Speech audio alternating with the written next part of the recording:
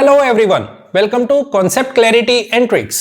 आज हम डिस्कस करने वाले हैं फंडामेंटल राइट्स का second right, that is right to freedom, जिसमें हम बात करेंगे आर्टिकल 19 के बारे में। क्या है ये आर्टिकल, इसको हम अच्छे से और डिटेल में जानने की और समझने की कोशिश करेंगे। तो ध्यान से देखना है, ध्यान से समझना है, बहुत इंपॉर्टेंट वीडियो है। चलिए शुरू करते हैं। राइट टू फ्रीडम, देखो सबसे पहले हम बात करें तो इस राइट में हमारे पास टोटल 4 आर्टिकल्स देखने को मिलते हैं। आर्टिकल 19 टू 22, 19, 20, 21 और 22, ठीक है, जिसमें हमें कुछ फ्रीडम दे रखी है। उन फ्रीडम को हम यहां पे इंडिया की टेरिटरी में यूज कर सकते हैं। आज हम जो डिस्कशन करने वाले हैं वो आर्टिकल 19 में दी हुई कुछ फ्रीडम के बारे में बात करेंगे, ठीक है। कौन कौन सी है, जैसे मान लो सपोज करो मैं बात करूं इंडिया की टेरिटरी में हम कहीं भी जाके रह सकते हैं, हमें फ्रीली कहीं भी मूव कर सकते हैं। ऐसे ही हमारे पास बात की गई कि हम कहीं भी बिजनेस कर सकते हैं, कोई भी बिजनेस कर सकते हैं, कुछ भी हम बोल सकते हैं, स्पीच एंड एक्सप्रेशन का। तो ऐसे करके हमारे पास कुछ फ्रीडम यहां पे दी हुई है। उन्हीं फ्रीडम को एक्सप्लेन किया गया है आर्टिकल 19 में। Point clear. अब पहले आपको इस आर्टिकल को पढ़ना आना चाहिए कि किस तरीके से मेंशन है। देखो अगर यदि मैं बात करता हूं तो आपको यहां पे जो फ्रीडम दे रखी है वो फ्रीडम कुछ इस तरीके से है। जैसे मैं पहले आर्टिकल को एक्सप्लेन करने की कोशिश करता हूं। आर्टिकल 19 क्लोज 1, ये जो आर्टिकल है, ये आर्टिकल हमारे पास में एक्सप्लेन करता है फ्रीडम को। जो 6 फ्रीडम हमारे पास गिवन है उन फ्रीडम के बारे में बताएगा कि वो 6 फ्रीडम आपके पास कौन कौन सी हैं, ठीक है। अब वो फ्रीडम है वो अलग है, तो इसको किस तरीके से लिखा जाएगा। आर्टिकल 19 क्लोज 1 कि 1 का ही पार्ट है, कुछ फ्रीडम दे रखी है। कौन कौन सी हैं, तो सब क्लोज ए, सब क्लोज बी, सब क्लोज सी, सब क्लोज डी, ऐसे करके आपके पास 6 फ्रीडम दे रखी है। Article 19 clause 1 sub clause A B C D E F G, इस तरीके से करके आपके पास में 6 फ्रीडम है। पॉइंट क्लियर, पॉइंट क्लियर है। उसके बाद अब इन आर्टिकल्स में जो आपके पास फ्रीडम दे दी, जैसे मान लो आपको छूट दे दी कि भाई आप ये काम कर सकते हो, लेकिन अब आपके पास आजादी है, अब कुछ भी कर सकते हो। भाई मेरे को बोल दिया कि आपको freedom of speech and expression, जैसे मान लो सपोज करो मैंने ये कह दिया, अब मैं कुछ भी बोले जा रहा हूं, मेरा मन कर रहा है, मैंने यहां पे जैसे मेरे को बोलने का अधिकार दे दिया, तो मेरे सामने कोई बंदा खड़ा है, मैं उसको मन में आए वो बोले जा रहा हूं, उसको गालियां दे रहा हूं, उल्टा सीधा बोल रहा हूं, उसको बदनाम करने की कोशिश कर रहा हूं। तो ऐसा थोड़ी कि सिर्फ मेरे को ही फ्रीडम है, मेरे अलावा जो सामने खड़ा है उसका भी तो फ्रीडम है। मेरे को बोला है कि आपको जीने का अधिकार है, तो ऐसा थोड़ी कि मैं सामने वाले को मार दूंगा कि भाई मुझे ही जीने का अधिकार है, तेरा कोई नहीं है राइट, ऐसा थोड़ी होगा। तो उसको कुछ रेस्ट्रिक्शंस लगानी पड़ेगी। इसीलिए हमारे पास आर्टिकल 19 क्लोज 2 से आर्टिकल 19 क्लोज 6, यहां पे आपके सामने कुछ रीजनेबल रेस्ट्रिक्शंस देखने को मिलेंगी। रीजनेबल रेस्ट्रिक्शंस, ये रेस्ट्रिक्शंस कौन सी होंगी, ये रेस्ट्रिक्शंस होंगी कि जो आपके पास में फ्रीडम दे रखी है, जो आपको 6 फ्रीडम दी है, उन फ्रीडम पे आप किस तरीके से कहां तक यूज कर सकते हो, एक लिमिट होगी, ठीक है। Point clear. तो यहां हमारे पास में फ्रीडम है और बाकी के जो आर्टिकल्स हैं, जो 19 क्लोज 2 से 19 क्लोज 6 तक है, वो रीजनेबल रेस्ट्रिक्शंस है, ठीक है। Point clear. क्वेश्चन क्या आ रहा है कि आखिर क्यों रीजनेबल रेस्ट्रिक्शंस एक्चुअल में सोसाइटी में बैलेंस बनाने के लिए होती है। बैलेंस बनाने के लिए, बैलेंस बनाने के लिए मतलब कि एक बंदे की जो इंडिविजुअल, अगर हम बात करते हैं कि कोई एक पर्टिकुलर कोई भी बंदा है, इंडिविजुअल है, उसका राइट और किसी दूसरे इंडिविजुअल का राइट एक दूसरे के साथ में कोलैप्स ना कर पाए, सोसाइटी में किसी भी तरीके का केओस ना हो, अदरवाइज सोसाइटी तो टूट जाएगी। मान लो एक को फ्रीडम दे दी, दूसरे को फ्रीडम को वो कर्टेल कर रहे हैं, तो फिर काहे का राइट। तो कलेक्टिव राइट बहुत ज्यादा इंपॉर्टेंट है, ठीक है। बजाय किसी एक के आप सबको ध्यान रखोगे, क्या है वो सब हम डिस्कशन करेंगे, आगे चल के डिस्कशन करेंगे। पॉइंट क्लियर, पॉइंट क्लियर है। तो यहां पे हमारे पास में 6 फ्रीडम है, पहले वो देख लेते हैं, उसके बाद एक एक करके हम सभी को समझेंगे और डिटेल में जानेंगे। Point clear? देखो, सबसे पहली हमारे पास फ्रीडम है, वो क्या है? Speech and expression. Speech and expression, जो भी बोलने हैं, एक्सप्रेस करना है, क्या है अभी समझेंगे इसके बारे में। तो आपको पहले ये पता होना चाहिए स्पीच एंड एक्सप्रेशन, ठीक है। Second, article 19 clause 1 sub close B, इसमें हमारे पास है assemble peacefully, assemble peacefully without arms, देखेंगे। तीसरा हमारे पास में दैट इज फॉर्मिंग एसोसिएशंस और यूनियन, या फिर हम बात करें यूनियन की तो यूनियन बना सकते हैं। वैसे ही article 19 clause 1 sub close D, जिसमें हमारे पास में दे रखा है फ्रीडम का, और वो क्या? मूव फ्रीली या मूवमेंट, मूव कर सकते हैं, एक जगह से दूसरी जगह जा सकते हैं with in the territory of India, ठीक है। उसी तरह से सब क्लोज ई, इसमें हमारे पास बात की है दैट इज रिसाइड, कहीं भी जाके रह सकते हैं, सेटल, रिसाइड एंड सेटल, ठीक है, उसके बारे में बात हो रही है। ई के बाद आता है एफ, ठीक है, राइट टू प्रॉपर्टी। अभी समझना इस चीज को, अभी समझेंगे इसके बारे में।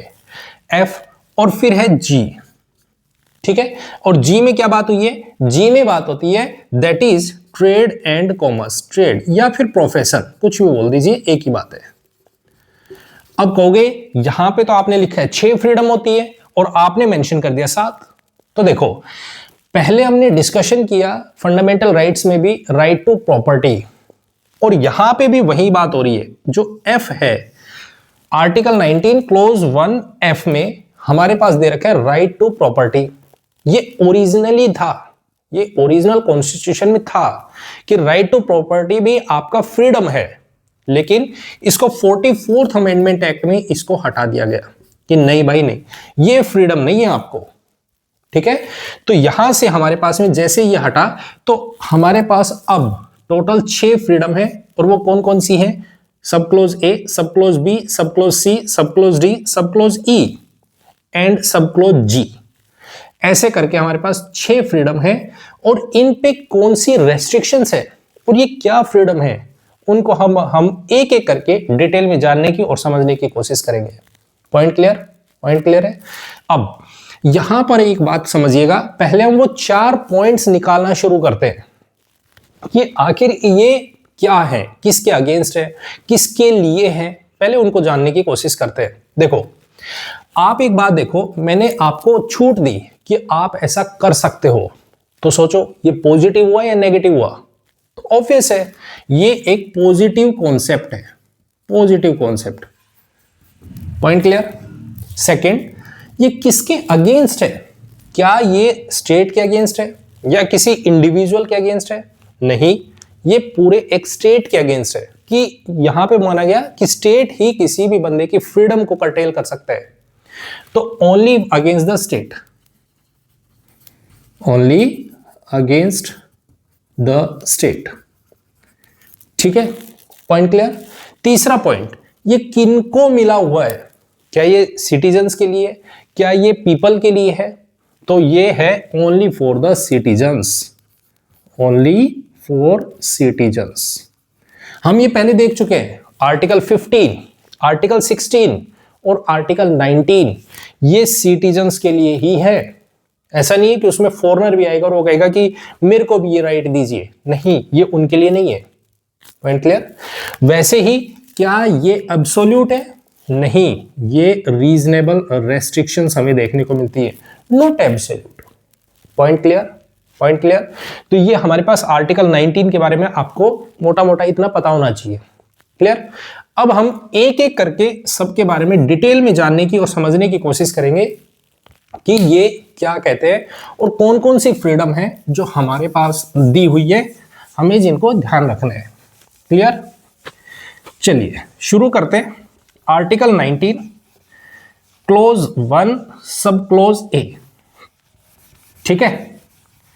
देखो पूरा डिटेल में देखेंगे, एक एक चीज को समझने की और जानने की कोशिश करेंगे क्या है और इनको देखेंगे। देखिए आर्टिकल 19 क्लोज 1 सब क्लोज ए, और वो क्या है? Freedom of speech and expression. देखो पहले तो इसका मीनिंग समझिएगा। मीनिंग क्या है? पहली टर्म है हमारे पास में स्पीच। स्पीच का मतलब है आप कोई भी वर्ड बोल रहे हो, जैसे मान लो सपोज करो, वो दो तरीके से हो सकता है। कैसे? या तो वो वर्बल हो सकता है, आप बोल के किसी को भी कोई बात समझाना चाह रहे हो, जैसे मैं आपके सामने बोल रहा हूं और वो बोल के आपको समझाने की कोशिश कर रहा हूं। दूसरा रिटन, कुछ चीजें जो लिखी भी जा रही है और साथ में बोली भी जा रही है, तो वो स्पीच इस तरीके से है। वैसे ही हम एक्सप्रेशन की बात करते हैं, आप देखते हो इमोजीज की बात करते हो कि भाई मान लो आपके सामने कोई भी चिट चैट करने लग रहा है, आप किसी से मैसेज पे बात कर रहे हो, आपको उसकी बात पसंद आई तो आपने अपना एक्सप्रेशन बनाया कि हाँ मुझे पसंद आया। मान लो उस बात पे गुस्सा आया तो आपने इमोजी में वो क्रिएट किया और वहां पे आपने दिखाया कि नहीं मुझे ये बात पसंद नहीं आई। तो एक्सप्रेशन, आप किसी चीज को एक्सप्रेस कर रहे हो, ठीक है? वो किसी भी तरीके से हो सकता है, मे बी वो पेंटिंग के फॉर्म में, पेंटिंग्स के फॉर्म में हो सकता है, मे बी वो प्रिंटिंग के फॉर्म में हो सकता है, ठीक है? जैसे आपने कोई पोस्टर देखा बड़ा सा और उस पोस्टर पे कोई एक चित्र बनाया हुआ है, आप उससे समझने की कोशिश करो कि ये चीज क्या दिखाना चाह रहा है, क्या इंडिकेट करना चाहता है, ठीक है? तो ये सारी चीजें हमारे पास में होती है, स्पीच एंड एक्सप्रेशन, ठीक है? जैसे आप कोई मूवी देख रहे हो, उस मूवी में आपके सामने क्या चल रहा है? पिक्चर चलने लग रही है, आप उस पिक्चर से आइडेंटिफाई कर रहे हो कि ये चीज अच्छा ये होना चाह रही है, ये चीज ये बताना चाह रही है, इससे ये मीनिंग निकल रहा है, ठीक है? Point clear? तो वैसे ही हमारे पास स्पीच एंड एक्सप्रेशन, क्लियर? अब जैसे हम ये बात करें तो ये जो टर्म्स हैं स्पीच एंड एक्सप्रेशन, ये एक्चुअल में एक इवॉल्विंग कॉन्सेप्ट है। इवॉल्विंग, अब ये कहोगे ये क्या टर्म आ गई? देखो इवॉल्विंग का मतलब क्या है? एट टाइम, जैसे जैसे टाइम जाता गया वैसे वैसे नई नई चीजें इसमें से निकल के आ रही है। जैसे मैं आपसे बात करूं कि लोग पहले जमाने में एक अपना मैसेज भेजने के लिए कबूतर की हेल्प लेते थे, ठीक है? तो उसके थ्रू चिट्ठी भेजा करते थे। फिर धीरे धीरे हमने देखा कि कैसे डाक आ गई, फिर तार आ गए, इस तरीके से अपने मैसेज ट्रांसफर होने लगे। फिर आज के टाइम में फोन आ गए, आप फोन पे ही किसी को अपना इनविटेशन सेंड करना है तो आप फोन पे सेंड कर देते हो। तो ऐसे करते हुए हम देखें तो इवॉल्व हुई है चीजें धीरे धीरे। अब मैसेजेस में भी पहले सिर्फ आप लिख के भेजते थे कि भाई मेरे को बुरा लगा, अच्छा लगा, ठीक है? फिर उसमें इमोजी आना शुरू हो गए, अब इमोजीज भी आप सेंड कर सकते हो।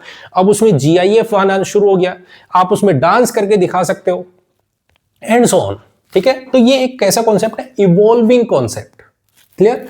अब मान लो मैं आपके सामने एक छोटा सा एग्जांपल लूं। अभी मैंने बोला कि मैं अपनी बातें रख सकता हूं, यहां पे एक फ्रीडम है, मैंने जो भी कहना है, जो भी बातें करनी है आपसे, मैं उसको एक्सप्रेस कर सकता हूं, ठीक है? अब एक केस आया, मान लो सपोज करो मैं आपके सामने एक एग्जांपल लूं, एक हस्बैंड है और एक वाइफ है, हस्बैंड है और वाइफ है, ठीक है? दोनों के बीच में लड़ाई हो रही है, वाइफ बोले जा रही है, बोले जा रही है, बोले जा रही है, वो सुनाई जा रही है उसको धड़ाधड़, वो बेचारा चुपचाप खड़ा है, कोई जवाब नहीं दे रहा, वो सिर्फ सुनाई जा रही है, सुनाई जा रही है, ये बोले जा रही है, ठीक है? बोले जा रही है कि ये नहीं कर सकता, तेरे ये बस का नहीं है, तू ये भी नहीं कर सकता, ये कुछ नहीं बोल रहे, साइलेंट, ठीक है? एकदम साइलेंट, सुने जा रहे हैं, बस कुछ नहीं, कोई जो बोलना है वो बोले जाओ, कोई दिक्कत नहीं है। अब यहां पे वाइफ पहुंच गई सुप्रीम कोर्ट कि बोले कि ये क्या चल रहा है, मैंने इतने सवाल पूछे इससे, मैंने इसको इतना सुनाया, उसके बावजूद भी ये बंदा कुछ बोल ही नहीं रहा है। तो सुप्रीम कोर्ट ने बोला कि राइट टू साइलेंस भी एक तरीके का एक्सप्रेशन है, ये बंदा चुपचाप सुन रहा है, ठीक है?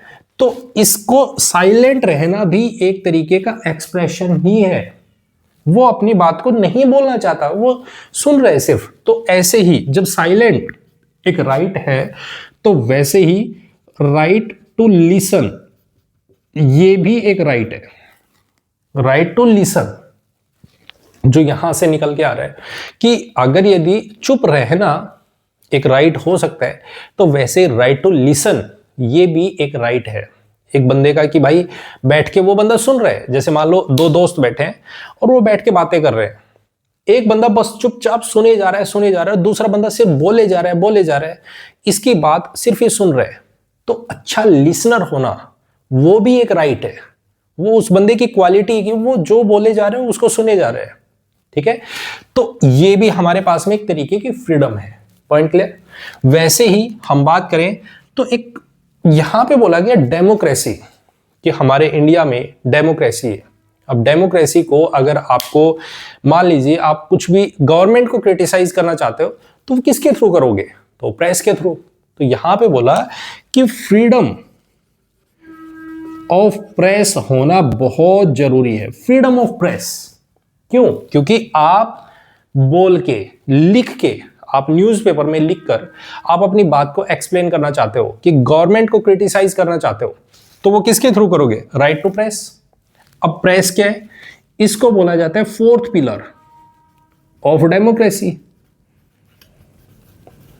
Fourth pillar of democracy. और ये बात निकल के आती है फ्रीडम ऑफ प्रेस कहां पे? ये निकल के आती है, केस आता है जिसको हम बोलते हैं Romesh Thapar. Romesh Thapar versus state of Madras.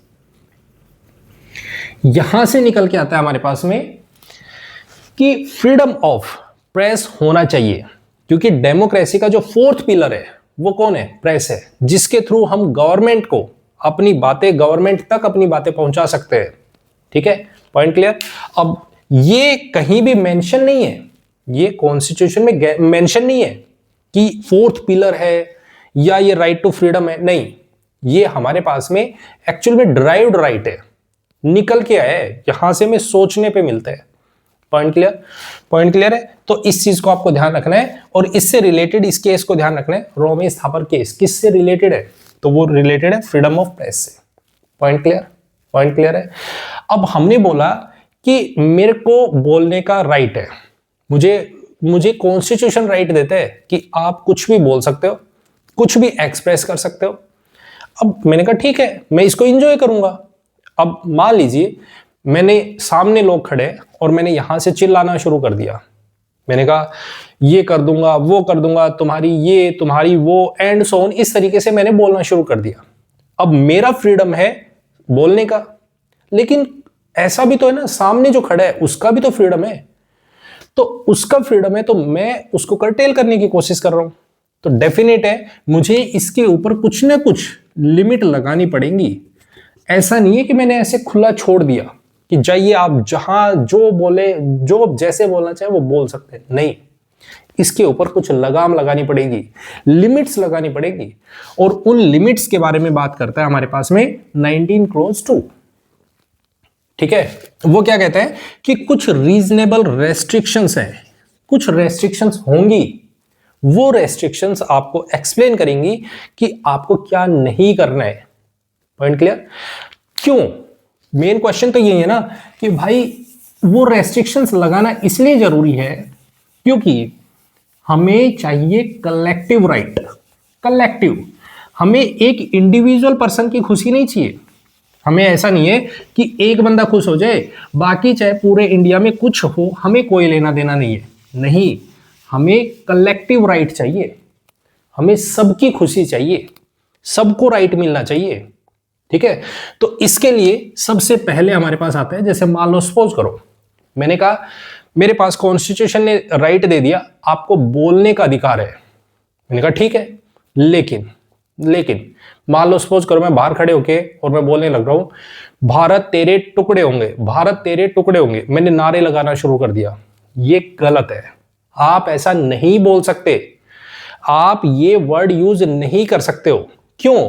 क्योंकि हमें यहां पे कॉन्स्टिट्यूशन कुछ लिमिट्स लगाता है, और वो पहली लिमिट लगाता है sovereignty and integrity of the nation. आप कभी भी ऐसा वर्ड यूज नहीं कर सकते, ये बात नहीं बोल सकते जहां पे हमारे देश की सोवरेनिटी और इंटीग्रिटी पे आंच आ जाए। अगर आपने ऐसा बोला तो आपके अगेंस्ट एक्शन लिया जाएगा।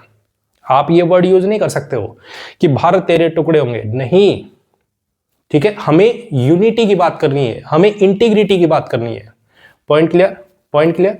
दूसरा, सेकंड हमारे पास बोला, जैसे मान लो, सपोज करो, मैं आपके सामने एक छोटा सा एग्जांपल लेता हूं। मान लेते हैं कुछ बच्चे हैं जो आपके सामने खेलने लग रहे हैं, छुपन छुपाई का खेल खेल रहे हैं। अब आप उन बच्चों को देख रहे हो, आप यहां पे साइड में खड़े हो, और आप यहां से जो बंदा उनको ढूंढने के लिए आ रहा है वो आए, तो आप उनको बोलना शुरू कर दो, अरे यार तू वहां क्यों छुप रहा है, बाहर निकल के आ, उधर से नहीं उधर छुप जा। तो इसको तो पता चल जाएगा वो वहां छुपा हुआ है। इसका मतलब इन बच्चों का तो गेम आपने खराब कर दिया। सिमिलर तरीके से अगर मान लो, सपोज करो, हमारे देश की लड़ाई हो रही है किसी फॉरेन कंट्री के साथ, किसी दूसरे एनिमी के साथ में, तो हम ऐसा नहीं है कि वहां बंकर्स बने हुए हैं और वहां पे सामने खड़े होकर बोलना शुरू कर दे कि देखिए ये हमारे इंडिया के नौजवान देखो कैसे छुपे हुए हैं, यहां पे छुपे हुए हैं, पाकिस्तान के लोगों को पता ही नहीं चलेगा, या जो भी एनिमी कंट्री है उनको पता ही नहीं चलेगा ये यहां छुपे हुए हैं। इससे हमारी security of nation, security of the state, इस पे आंच आ सकती है। तो हम ऐसी कोई भी चीजें ना बोले, ना करें जिसकी वजह से हमारे देश पे खतरा है। ठीक है, तो सेकंड हमारे पास में सिक्योरिटी ऑफ द स्टेट, ये भी मेंटेन होनी चाहिए। आपके लफ्जों से, आपके बोलने से इस पर आंच नहीं आनी चाहिए। Point clear? पॉइंट क्लियर है। तीसरा, थर्ड, जैसे मान लो, सपोज करो, मैं आपके सामने एग्जांपल लेता हूं, किसी बाहरी कंट्री से कोई भी एक फॉरेनर वहां पे आ रहे हैं। मान लो वहां से प्राइम मिनिस्टर ही आ रहे हैं, दूसरी कंट्री के प्राइम मिनिस्टर हमारे यहाँ पे आ रहे हैं, प्रेसिडेंट आ रहे हैं हमारे यहाँ पे मिलने के लिए, हमारे रिलेशंस को बेटर करने के लिए, और हम यहां खड़े होकर चिल्लाना शुरू कर दे कि XYZ आप बाहर जाइए, गो बैक, और हम इस तरीके के नारा लगाना शुरू कर दे। जैसे आपने मॉडर्न हिस्ट्री में पढ़ा होगा, Simon go back, Simon go back. वैसे हम यहां पे चिल्लाना शुरू कर दे कि एग्जाम्पल के तौर पे, Donald Trump go back, Donald Trump go back. ये नहीं कर सकते। इससे क्या होगा, हमारी जो फॉरेन स्टेट्स के साथ में जो रिलेशंस हैं उनके ऊपर खतरा हो सकता है। Point clear? तो हम ऐसे भी कोई भी बोलने की या कोई भी एक्सप्रेशन नहीं बना सकते। क्लियर? तो तीसरा है हमारे पास में फ्रेंडली रिलेशंस, फ्रेंडली। ठीक है, friendly relations with foreign states, foreign states, ये खराब नहीं होने चाहिए। क्लियर? पॉइंट क्लियर है। फोर्थ, ये सारे के सारे रेस्ट्रिक्शंस हैं कि आप ऐसा नहीं कर सकते। क्लियर? फोर्थ, देखो अब समझो, मेरे को है स्पीच एंड एक्सप्रेशन का, मुझे राइट दिया है, मैं कुछ भी बोल सकता हूं, कुछ भी कर सकता हूं। मान लेते हैं मैंने कहा कि मेरे को कोई खुशी है, मान लीजिए हमारा कोई रिजल्ट आया, या कोई भी एक शादी है। अब उस शादी में हमने कहा दोस्त की शादी है, खूब इंजॉय करेंगे। अब बाहर सड़क पे खड़े होके हम डीजे बजा रहे हैं, वहां पे डांस कर रहे हैं, खूब नाच रहे, खूब कूद रहे। सड़क के ऊपर इधर से भी सड़क ब्लॉक है, इधर से भी सड़क ब्लॉक है, दोनों तरफ से जैम लगा हुआ है। अब ये क्या हो रहा है, इसकी वजह से पब्लिक ऑर्डर, हमारी कुछ फ्रीडम की वजह से, हमारी खुशी की वजह से, और ये जो लोगों की ऑर्डर जो डिस्टर्ब हुआ है, पब्लिक ऑर्डर जो डिस्टर्ब हुआ है, ये बहुत गलत हुआ है। हमारी एक्शंस की वजह से पब्लिक ऑर्डर डिस्टर्ब नहीं होना चाहिए। Point clear? तो यहां पे फोर्थ पॉइंट है, पब्लिक ऑर्डर मेंटेन होना चाहिए, उसमें डिस्टरबेंस नहीं होनी चाहिए, पब्लिक ऑर्डर बना रहना चाहिए। क्लियर एकदम? ठीक है, अब बात करते हैं हमारे पास में फिफ्थ पॉइंट। देखो, फिफ्थ पॉइंट की बात करते हैं, डिसेंसी एंड मोरालिटी। मान लेते हैं, मैं आपके सामने एक छोटा सा एग्जांपल लेता हूं कि मान लो आप पहले के टाइम की कोई मूवी देखोगे, कोई भी मूवी उठा के देखो, उसमें आप देखोगे उसमें प्यार दिखाते हैं, मोहब्बत की बात करते हैं, लेकिन कहीं भी किसिंग सीन या कोई भी ऐसा सीन नहीं आता है जिसकी वजह से हमें कुछ अलग तरीके का माहौल वहां देखने को मिले। एकदम प्योर, बहुत अच्छी मूवीज होती है, खूब ढेर सारा प्यार दिखाते हैं। लेकिन आज के टाइम में अगर हम देखें तो बिल्कुल अलग माहौल है। हम यहाँ पे किसिंग सीन भी देखते हैं। हम यहाँ पे अगर हम बात करें तो पहले गे एंड ट्रांसजेंडर्स की बात करते हैं तो वो भी नहीं दिखाया जाता था, आज दिखा सकते हैं। पहले हम ट्रिपल तलाक की कोई भी मूवी आती थी तो उससे रिलेटेड वहां पे बैन होता था, आज के टाइम में वो बहुत अच्छे से चलती है। तो मतलब टाइम के साथ में हम अपने अंदर मोरालिटी की बात करें, चेंज लाने की कोशिश करें, ठीक है। तो यहां पे बात हो रही है डिसेंसी एंड मोरालिटी, ये मेंटेन होनी चाहिए। ऐसा नहीं है कि डिस्टर्ब हो रहा है ये सब। Point clear? ठीक है। उसके बाद आता है हमारे पास में सिक्स्थ, जो हम बात करें तो कंटेम्प्ट ऑफ कोर्ट, बहुत ज्यादा इंपॉर्टेंट है, इस बात को समझिएगा। कंटेम्प्ट ऑफ कोर्ट, पहला तो क्वेश्चन ये आता है कि कंटेम्प्ट का मतलब क्या है। कंटेम्प्ट का मतलब है आप कुछ भी बोल रहे हो या कुछ भी एक्शन कर रहे हो, उसकी वजह से कोर्ट की डिग्निटी और अथॉरिटी कम नहीं होनी चाहिए। जैसे मैं आपके सामने एक छोटा सा एग्जांपल लेता हूं कि कोर्ट की डिग्निटी और अथॉरिटी कैसे कम हो सकती है। तो मैं दो चीजें लेता हूं, एक होता है सिविल केस या सिविल कंटेम्प्ट और दूसरा होता है क्रिमिनल कंटेम्प्ट। क्रिमिनल जैसे मान लो सपोज करो कोर्ट ने कोई जजमेंट निकाली और उस जजमेंट में बोला कि हमारे पास जैसे मान लेते हैं आपने सबरीमाला केस देखा, उसमें जजमेंट में बोला सुप्रीम कोर्ट ने बोला कि जो मेंस्ट्रुअल विमेन है उनकी एंट्री टेंपल में बैन नहीं होनी चाहिए, विमेन भी एंटर कर सकती हैं, उसमें कोई रोक टोक नहीं होनी चाहिए। सुप्रीम कोर्ट ने ये जजमेंट दे दी। लेकिन मान लो सपोज करो मैं खड़ा हूं और मैं बाहर टेंपल के बाहर खड़े होके और मैंने कहा आप विमेन हैं, आप बाहर हो जाइए, आपकी एंट्री नहीं हो सकती। फिर मैंने और को रोका, फिर मैंने और को रोका। इस तरीके से मैं जजमेंट को, सुप्रीम कोर्ट की जो जजमेंट है उसी को ही कंटेम्प्ट करने की कोशिश कर रहा हूं, उसको ही एक तरीके से अवमानना करने की कोशिश कर रहा हूं, मैं उसको नहीं मान रहा हूं, ठीक है। तो ऐसे को बोलते हैं सिविल, जब आप जजमेंट को मानने से इनकार कर दो, ठीक है। किसकी? कोर्ट जजमेंट, कोर्ट ने जो भी जजमेंट दी है आप उसके अगेंस्ट जाने की कोशिश कर रहे हो, इसको बोलते हैं सिविल कंटेम्प्ट, ठीक है। दूसरा होता है हमारे पास में क्रिमिनल कंटेम्प्ट। क्रिमिनल कंटेम्प्ट का मतलब क्या होता है, जब मान लीजिए जैसे मान लो सपोज करो कोर्ट में जज साहब बैठे हुए हैं, वो आपके सामने बोल रहे हैं, सामने जज बैठे हैं, इधर वकील खड़ा है और वकील बातें बोलने की कोशिश कर रहे हैं, समझाने की कोशिश कर रहे हैं। जज साहब ने बोला कि बस रुक जाओ, बहुत हो गया, अब रुक जाइए। लेकिन वकील साहब तो वकील साहब है, कह रहे नहीं मैं तो बोलूंगा, मैं तो ऐसे ही बोले जाऊंगा। जज साहब फिर कह रहे देखो इसके बाद मत बोलना। अब जज साहब बार बार बोल रहे हैं, वकील साहब कह रहे नहीं मैं तो बोलूंगा। तो ये क्या है, जज साहब की अथॉरिटी और डिग्निटी को कम किया जा रहा है। Point clear? इसको बोलते हैं हम क्रिमिनल कंटेम्प्ट। Point clear?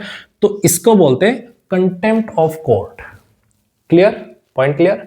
वैसे ही अब आता है हमारे पास सेवंथ क्या होता है, जैसे अगर मान लीजिए सपोज करो मैं आपके सामने बात करूं, मैं यहां खड़ा हूं और मेरा कोई फ्रेंड है, मैंने उसके बारे में बातें करना शुरू किया और मैं उसके बारे में ऐसे ही बोलना शुरू कर दूं कि यार वो तो ऐसा है, वो यूं नक चढ़ा है, उसमें ये कमियां हैं, उसने इस तरीके से लोगों के बारे में बोला, उसकी मेंटेलिटी ऐसी है। मतलब मैं उसको बदनाम करने की कोशिश कर रहा हूं, मेरे थॉट से, मेरे बोलने से उसकी डिग्निटी कम हो रही है एक तरीके से।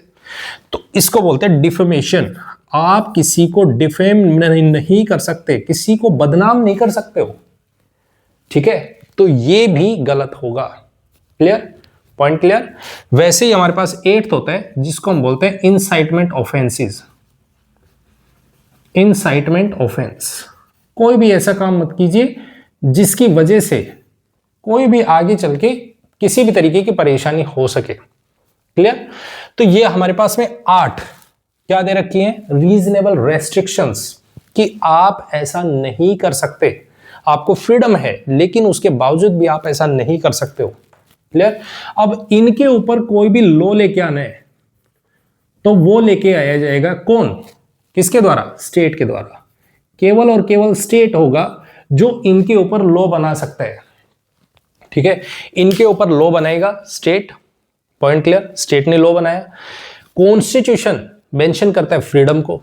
अब ये लॉ, जैसे मान लो सपोज करो किसी ने भी इनको लेके किसी भी तरीके से इनको लेके कोई भी, अगर मान लीजिए इनको फॉलो नहीं कर रहे हैं और इनको लेके कोई भी केस आता है, तो लॉ बताएगा कि उसको क्या पनिशमेंट देनी है। इसका मतलब क्या हुआ, कॉन्स्टिट्यूशन को कौन सप्लीमेंट कर रहे हैं, लेजिस्लेशन, लॉ बना के, जो हमें दिखा रहा है फ्लेक्सिबिलिटी ऑफ द कॉन्स्टिट्यूशन। ठीक है, आप यहां से मेंशन कर सकते हो। हमारे कॉन्स्टिट्यूशन में ये लिखा हुआ नहीं है कि इसको लेके क्या पनिशमेंट होगी, ये किसमें, लॉज में। पॉइंट क्लियर, पॉइंट क्लियर है। तो हमारे पास में ये चीजें दे रखी है। अब एक टर्म यहां पे आती है, मान लो सपोज करो मैंने यहां तो बोल दिया मुझे बोलने का अधिकार है, मैं कुछ भी बोल सकता हूं। कल को ऐसा भी तो हो सकता है कि गवर्नमेंट, यहां तो मेंशन कर दिया कि स्टेट को लेके आप कुछ भी नहीं बोल सकते, स्टेट के अगेंस्ट नहीं बोल सकते। कॉन्स्टिट्यूशन ने ये बोल दिया कि आप इंडिया के अगेंस्ट नहीं बोल सकते। ठीक है, यहां बात बोलिए ना, sovereignty and integrity of the nation. अब गवर्नमेंट, मान लो मैं गवर्नमेंट को क्रिटिसाइज कर रहा हूं, गवर्नमेंट के खिलाफ हेटर्ड स्प्रेड करने की कोशिश कर रहा हूं, तो फिर क्या होगा। इसके लिए हमारे पास टर्म आती है जिसको हम बोलते हैं शेडिशन। क्या बोलते हैं इसको, शेडिशन। क्या है देखो, अब उस चीज को समझिएगा। ठीक है, आई होप आपको अच्छे से समझ आ रहे हैं, एक एक पॉइंट क्लियर हो रहे हैं। ठीक है, तो देखो इस टर्म को समझने की कोशिश करते हैं। सेडिशन क्या है, जैसे पहले तो मैं इसके बारे में समझाने की कोशिश करता हूं कि आखिर ये आया कहां से। जब हम बात करते हैं 1857 की, 1857 का हमने रिवोल्ट देखा।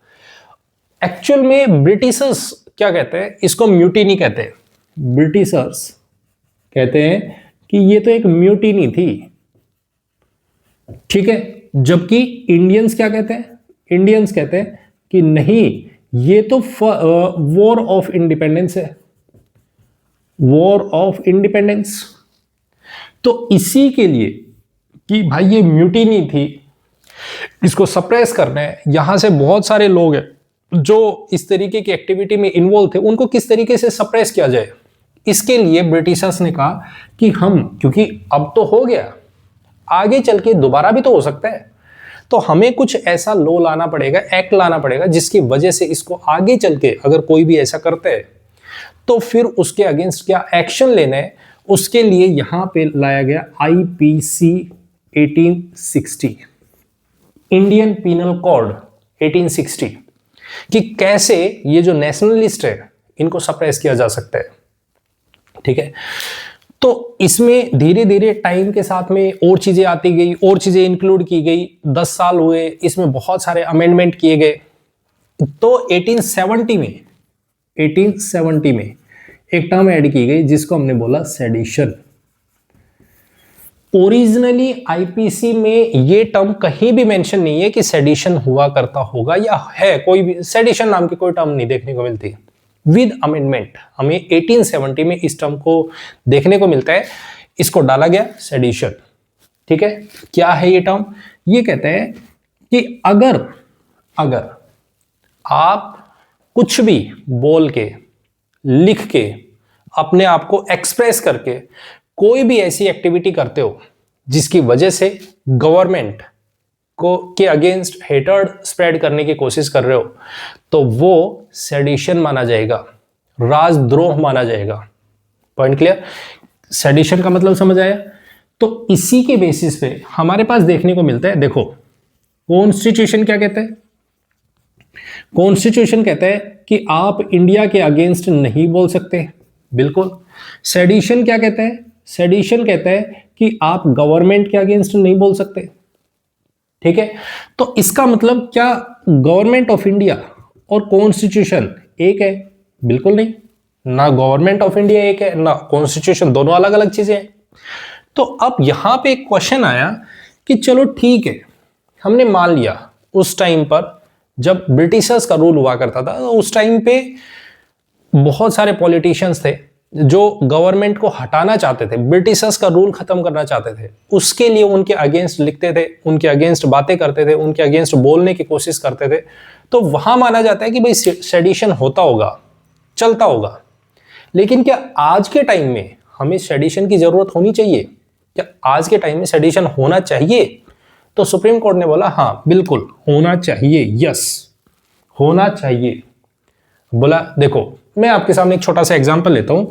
मान लेते हैं गवर्नमेंट कहती है, एक छोटा सा एग्जांपल है, टैक्स इंक्रीज कर रहे हैं, ठीक है। गवर्नमेंट ने एक ये रूल निकाल दिया कि आज से टैक्स 10% नहीं, सपोज करते हैं इसको हम हटा के और 20% करते हैं, सबके सब 10% से टैक्स को बढ़ा के हम 20% करते हैं और लोगों को पे करना पड़ेगा। अगर नहीं करोगे तो आपको सजा मिलेगी। अब यहां पे लोगों ने बोला कि देखो, अगर गवर्नमेंट ऐसा केस लेके आती है, ऐसा कानून लेके आ गई, तो हम एक काम करते हैं, हम अगली बार हम कुछ बोले ही ना गवर्नमेंट को। क्यों कहें? हमें गवर्नमेंट के अगेंस्ट बोलना ही नहीं है। हम ऐसा करेंगे, 5 साल बाद इलेक्शन होंगे, उस इलेक्शन में गवर्नमेंट को चैलेंज कर देंगे, गवर्नमेंट ही नहीं बनने देंगे, खत्म बात, सेडिशन की जरूरत ही नहीं है। तो यहां पे यहीं पे केस आता है कि क्या सेडिशन वर्ड आज के लिए कॉन्स्टिट्यूशनली वैलिड है या इनवैलिड है, वैलिड और नॉट। और ये बात पूछी गई Kedarnath versus state of Bihar.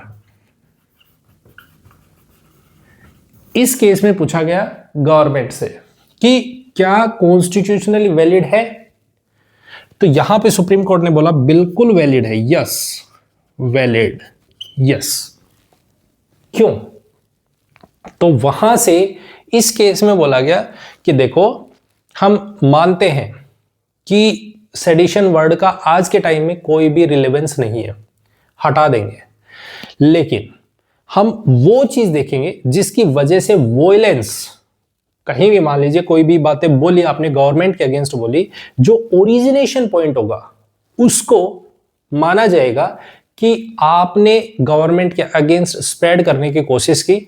उसके आगे जो भी बातें होंगी वो हम फ्री स्पीच के माध्यम से उसको फॉलो करेंगे, उसको यूज करेंगे। तो आज के टाइम में वैलिड जरूर है, लेकिन इसका रिलेवेंस देखने को नहीं मिलता। Point clear? सेडिशन क्या है, समझ आ गया? पॉइंट क्लियर हो गया? ठीक है, तो ये आपको ध्यान रखना है, किससे रिलेटेड? स्पीच एंड एक्सप्रेशन से रिलेटेड। क्लियर? चलिए, तो ये हमारे पास में आर्टिकल 19 क्लोज 1 और सब क्लोज ए। आई होप आपको पूरी तरीके से समझ आ गया। ठीक है, देखो अब बात करते हैं हमारे पास में article 19 clause 1 sub close B. 19 clause 1 sub close B, इसके बारे में। और इसमें क्या है? इसमें है हमारे पास में assemble, freedom of assemble peacefully without arms, बिना किसी हथियार के। ठीक है, देखो आप पहले इसका मीनिंग समझिएगा। सबसे पहला वर्ड है असेंबल। असेंबल का मतलब क्या है? असेंबल का मतलब है, जैसे मैं आपके सामने बात करूं, पार्टी करना। 20 लोग 50 लोग इकट्ठे होकर पार्टी करना चाहते हैं। जैसे मैं आपके सामने बात करूं, कोई प्रोटेस्ट करना चाहते हैं, तो वहां पे 100 लोग इकट्ठे हुए और कुछ भी बोलना चाहते हैं, प्रोटेस्ट करना चाहते हैं। मान लेते हैं लोग रैली निकालना चाहते हैं, ठीक है, कोई इवेंट होने वाला है, मैरिज हॉल है, तो इस तरीके का ये जो असेंबल होना है, लोगों को इकट्ठा होना, ठीक है, असेंबल। क्लियर? दूसरी टर्म है पीसफुल। पीसफुल का मतलब क्या है? जैसे मान लो आप खड़े होके आप कोई प्रोटेस्ट कर रहे हो और उसमें आप कोई भी स्पीच दे रहे हो, तो उस स्पीच में जो आपकी टोन है वो टोन हाई पिच की तरफ नहीं जानी चाहिए कि आप पूरी तरीके से तोड़ दे, मारने और मरने की बात करना शुरू कर दो। नहीं, आपकी पिच उसी लेवल पे होनी चाहिए, पीसफुल होनी चाहिए, आप आराम से बात करो। ठीक है, तीसरी चीज है विदाउट आर्म्स। विदाउट आर्म्स का मतलब हथियार लेके नहीं घूम सकते। आपने कहा हम प्रोटेस्ट करना चाहते हैं, करिए, विदाउट आर्म्स, हथियार नहीं होना चाहिए आपके हाथ में किसी भी तरीके का। अब पहली चीज तो ये आती है हम कैसे करें, ठीक है। तो पहले जब भी आप किसी भी तरीके से असेंबल होने की बात करोगे, मान लो आप कोई प्रोटेस्ट करना चाहते हो, आप कोई रैली करना चाहते हो, तो पहले आपको पुलिस से परमिशन लेनी होगी कि हम इस तरीके से इस डेट पे हम ऐसा काम करना चाहते हैं, गवर्नमेंट के अगेंस्ट प्रोटेस्ट करना चाहते हैं। तो पुलिस क्या करेगी अपने एडमिनिस्ट्रेशन में आपको यूज करने के लिए कि आप किस तरीके से आप प्रोटेस्ट कर सकते हो, कहां पे कर सकते हो, वो आपको एक जगह अलॉट करके देगी कि आप उस कोने में जाइए, शहर का वो एक कोना है, उस कोने में बैठिए, आप वहां पे प्रोटेस्ट कर सकते हो, बैठे रहो। अब यहां प्रॉब्लम क्या है? प्रॉब्लम यह है जब कोई भी बंदा इस तरीके से पीसफुली एक कॉर्नर में बैठ के प्रोटेस्ट कर रहा है, जहां पे ना कोई भी डिस्टरबेंस है, ना किसी को कोई प्रॉब्लम हो रही है, तो बैठे रहो आप। 10 दिन बैठो, 50 दिन बैठिए, 100 दिन बैठिए, कौन पूछेगा आपको? कोई नहीं। इसीलिए एट लास्ट फाइनली हमें देखने को मिलता है लोग सड़क जाम करते हैं। हाँ, लोग देखते हैं हम तो रेलवेज को ब्लॉक कर देते हैं। क्यों? उसके पीछे रीजन है कि गवर्नमेंट तक अपनी बातें पहुंचानी है, गवर्नमेंट तक उनकी वॉइस पहुंचानी है। उसके लिए क्या करें? उसके लिए हमें कुछ ऐसा काम करना पड़ेगा जिसकी वजह से पब्लिक ऑर्डर डिस्टर्ब हो, सोवरेनिटी एंड इंटीग्रिटी की बात करनी पड़ेगी, ठीक है। तो यहां पे यही चीज बोली गई कि अगर आपको इस तरीके से कोई काम करना है तो उसके ऊपर कोई ना कोई रेस्ट्रिक्शन होनी बहुत जरूरी है। और वो रेस्ट्रिक्शन क्या होंगी? सबसे पहली चीज, इंडिया की सोवरेनिटी और इंटीग्रिटी ये डिस्टर्ब नहीं होनी चाहिए। आपको फ्रीडम है कि आप करना चाहते हो करिए, लेकिन इंडिया की सोवरेनिटी और इंटीग्रिटी पे डिस्टर्ब नहीं होनी चाहिए। दूसरी चीज, पब्लिक ऑर्डर मेंटेन होना चाहिए। आप रैली करना चाहते हो करो, लेकिन सड़क के साइड में होके कीजिए, रास्ते पे आने जाने के लिए है, वहां पे लोगों को डिस्टरबेंस नहीं होनी चाहिए, ठीक है। तो गवर्नमेंट तक आवाज कैसे पहुंचेगी? तो उसके लिए डिस्टरबेंस करनी पड़ेगी। क्लियर? ये सब चीजें कॉन्स्टिट्यूशन कहते हैं कि पब्लिक ऑर्डर डिस्टर्ब नहीं होना चाहिए। क्लियर? अब जैसे आपने यहां पे देखा होगा CRPC सेक्शन 144, ये आपने बहुत ज्यादा सुना होगा कोविड के टाइम पे कि गवर्नमेंट ने धारा 144 लगा दी है। उसका मतलब क्या है? उसका मतलब है जैसे मान लो कोविड के टाइम पे हम बात करते हैं, तो गवर्नमेंट कहती है कि 4 से ज्यादा लोग एक साथ कहीं भी इकट्ठे होकर खड़े नहीं हो सकते। 4 से ज्यादा लोग, अगर मान लो, क्योंकि वो सेफ्टी के लिए, वो लोगों के बचाव के लिए था कि 4 से ज्यादा लोग एक साथ में असेंबल नहीं हो सकते। जैसे पार्टी हॉल होते थे कि कोई भी शादी का प्रोग्राम है या कोई भी फंक्शन है, उसमें 20 लोगों से ज्यादा इकट्ठे होके यहां पे एक साथ में गैदरिंग नहीं कर सकते, ठीक है। क्यों? क्योंकि वहां पे पब्लिक ऑर्डर को मेंटेन करने है, वहां पे लोगों की हेल्थ का इश्यू था, तो इसीलिए हमारे पास में ये आता है। क्लियर? तो ऐसा नहीं है कि ऐसे ही आपके ऊपर जबरदस्ती थोपा जाएगा। क्लियर? तो वो सारी चीजें ध्यान में रखी जाएंगी आपको पब्लिक ऑर्डर को मेंटेन करने के लिए। क्लियर? Point clear? ठीक है। उसके बाद आता है article 19 clause 1 sub close C, और C में क्या है? दैट इज एसोसिएशन, यूनियंस या फिर कोऑपरेटिव सोसाइटीज। अब कोऑपरेटिव सोसाइटीज ये जो टर्म है, ये तो सारी चीजें मेंशन है। कोऑपरेटिव सोसाइटीज को इंक्लूड किया गया हमारे कॉन्स्टिट्यूशन में 97th अमेंडमेंट एक्ट 2011 में, ठीक है। इसमें ऐड किया गया कोऑपरेटिव सोसाइटीज को। क्लियर? एकदम। एसोसिएशंस, यूनियन बना सकते हो, जैसे आपने देखा होगा लेबर ट्रेड यूनियन। वो क्या करते हैं कि भाई हमें हमारे राइट्स नहीं मिल रहे, तो उसके लिए कुछ यूनियन बना ली जाती है। जैसे आप किसी भी कोऑपरेटिव में देखोगे तो वहां पे यूनियन देखने को मिलती है। वो जो भी वहां पे वर्कर्स हैं उनके वॉइस को रेज करते हैं कि इनको ये प्रॉब्लम है, इनको ये फैसिलिटी मिलनी चाहिए। तो ये सब राइट हमारे पास में कहां है? Article 19 clause 1 sub close C में। क्लियर? अब इसके ऊपर भी कुछ रेस्ट्रिक्शंस है, बिल्कुल है। क्या क्या है? वही सेम चीज, sovereignty and integrity of the nation disturb नहीं होना चाहिए। दूसरी चीज, हमारे पास में सिक्योरिटी की बात करेंगे, पब्लिक ऑर्डर की बात करेंगे, पब्लिक ऑर्डर डिस्टर्ब नहीं होना चाहिए। उसी तरीके से मोरालिटी, इसको भी ध्यान में रखा जाए। ठीक है, तो ये हमारे पास में article 19 clause 1 sub clause C है। Clear, point clear. वैसे ही हम बात करते हैं article 19 clause 1 sub clause D की। और डी में क्या बोलते हैं? मूवमेंट करना। आप कहीं भी मूव करो, आप ऑल ओवर इंडिया कहीं भी मूव कीजिए with in the territory of India. Article 19 clause 1 sub close D, इसमें क्या बोला? Move freely with in the territory of India. आप घूमने के लिए आप साउथ में जा सकते हो, आप नॉर्थ में जा सकते हो, ईस्ट में जा सकते हो, वेस्ट में जा सकते हो। हर जगह पे आपके सामने खुला रास्ता है, पूरे इंडिया में कहीं भी घूम सकते हो, कहीं भी।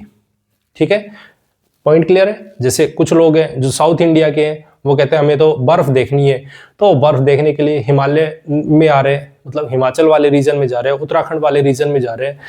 प्लेन एरियाज के लिए वो यहाँ आ रहे हैं, अगर उनको फॉरेस्ट देखने हैं तो वो नॉर्थ ईस्ट में जा रहे हैं। तो इस तरीके के काम आप कहीं भी पूरे इंडिया में with in the territory of India आप कर सकते हो, फ्री हो।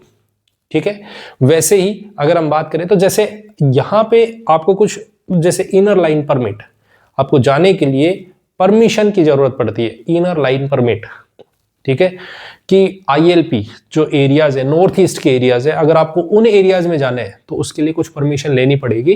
तो उनको ध्यान रखना है, आपकी वजह से दूसरे को डिस्टर्बेंस नहीं होनी चाहिए। ठीक है, वैसे ही ई, सब क्लोज ई, वो क्या है? सेटल, सेटल होना या रिसाइड की बात करते हैं। आप with in the territory of India कहीं भी जाके रह सकते हो, कोई प्रॉब्लम नहीं है। जैसे मान लो सपोज करो मेरा मन कर रहा है मैं दिल्ली में जाऊं और वहां जाके मैं रहना शुरू करूं, रह सकते हो, आपको कोई नहीं रोकेगा कि आप यहां पे क्यों आए, क्यों रहना चाहते हो, आपको फ्रीडम है। ठीक है, इसके ऊपर कुछ रेस्ट्रिक्शंस है। रेस्ट्रिक्शन क्या है? पहली चीज तो जनरल पब्लिक आपकी वजह से डिस्टर्ब नहीं होनी चाहिए। ठीक है, उस पर डिस्टर्बेंस नहीं होना चाहिए। और दूसरी चीज, जो ट्राइबल एरियाज है, ट्राइबल एरियाज, उनमें भी आप जाके इजीली नहीं रह सकते। जैसे मान लो कोई भी ट्राइबल एरिया है, आप उसमें जाके रहना चाह रहे हो, तो वहां पे क्या प्रॉब्लम होगी? वहां पे प्रॉब्लम ये होगी क्योंकि उन ट्राइबल पीपल का, उनका खुद का कल्चर है, उनका खुद का ट्रेडिशन है, आप उनको डिस्टर्ब करने की कोशिश कर रहे हो, उनके फॉरेस्ट को आप खत्म करने की कोशिश करोगे, ये नहीं होगा। उनका कल्चर, उसको प्रोटेक्ट करना है, उनको बचा के रखना है, वहां डिस्टर्बेंस नहीं हो। क्लियर, पॉइंट क्लियर है। तो ये हमारे पास में है। एफ हमारे पास है नहीं, जी आते हैं, सब क्लोज जी, और वो क्या कहते हैं? प्रोफेशन। या फिर हम बात करते हैं ट्रेड। ठीक है, तो आप कोई भी ट्रेड कर सकते हो, कोई भी बिजनेस कर सकते हो, कोई भी प्रोफेशन कर सकते हो, आपको छूट है। ऐसा नहीं है मान लो मेरा मन कर रहा है कि मैं चाय का बिजनेस करूं, कर लो भाई, आपको चाय की दुकान खोलने की बिल्कुल आजादी है। मेरे को लगता है कि मैं एक स्कूल खोलना चाहता हूं, एजुकेशन दूं ताकि लोगों को, तो स्कूल खोल सकता हूं, कोई दिक्कत नहीं है, फ्रीडम है। ठीक है, शर्त क्या है? शर्त ये है, आपको पहली चीज तो उतनी क्वालिफिकेशन, कुछ तो रेस्ट्रिक्शन होगी ना। आप ऐसा थोड़ी है कि मेरे को स्कूल खोलना है तो उसके लिए मेरे पास क्वालिफिकेशन ही नहीं है, मैं कुछ जानता ही नहीं हूं उसके बारे में। क्वालिफिकेशन बहुत जरूरी है, पहली चीज। दूसरी चीज, जनरल पब्लिक इंटरेस्ट होना चाहिए, उसमें जनरल पब्लिक इंटरेस्ट हो, ये भी आपको ध्यान रखना है। पॉइंट क्लियर, पॉइंट क्लियर है। तो इस तरीके से हमारे पास में है आर्टिकल 19 में जो भी फ्रीडम है, वो उन पे क्या क्या रेस्ट्रिक्शंस है, वो हमने यहां पे डिस्कशन किया। Point clear. तो ये हमारे पास में आर्टिकल 19। आई होप आपको पूरी तरीके से एक एक चीज क्लियर हुई और समझ आई। अगर आपको अच्छी लगी तो इसे लाइक, कमेंट एंड शेयर जरूर करें। चैनल को सब्सक्राइब नहीं किया तो प्लीज चैनल को सब्सक्राइब जरूर करें। मिलते हैं नेक्स्ट वीडियो में। Thank you very much and have a nice day. Bye bye, take care.